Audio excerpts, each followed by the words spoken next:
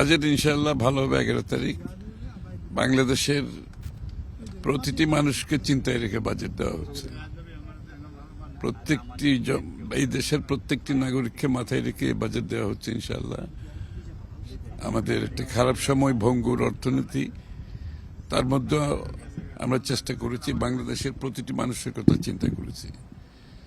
সবাইকে মাথায় রেখে বাজেট দেওয়া হবে ইনশাআল্লাহ। এর আগের বাজেটগুলো তো প্রচুর ঘাটতি বাজেট ছিল, আপনারা নিজেরও সমালোচনা করতেন, যেহেতু প্রচুর ঋণের বোঝা এই সরকারের উপর। প্রচুর ঋণের বোঝা, অর্থনীতি, দারিদ্রতা বেড়েছে, বিনিয়োগ কমেছে,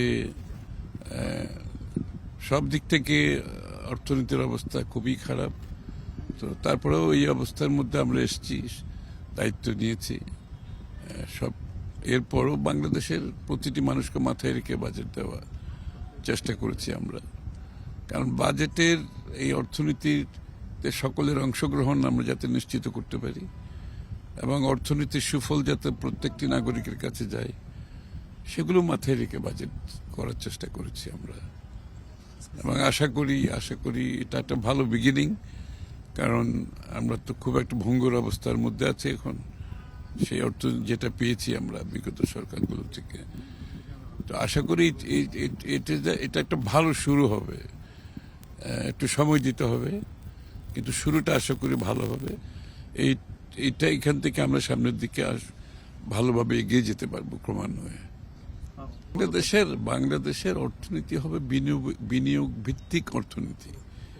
টাকা ছাপিয়ে এই ব্যাংক থেকে ঋণ নিয়ে যে অবস্থায় দেশকে ঋণাত্মক একটা অবস্থায় নিয়ে গেছে, এবং আমাদের যে ঋণের অবস্থা, আমাদের এই ঋণের সুদের বাবদ বাজেটের একটা বিরাট অংশ চলে যায়।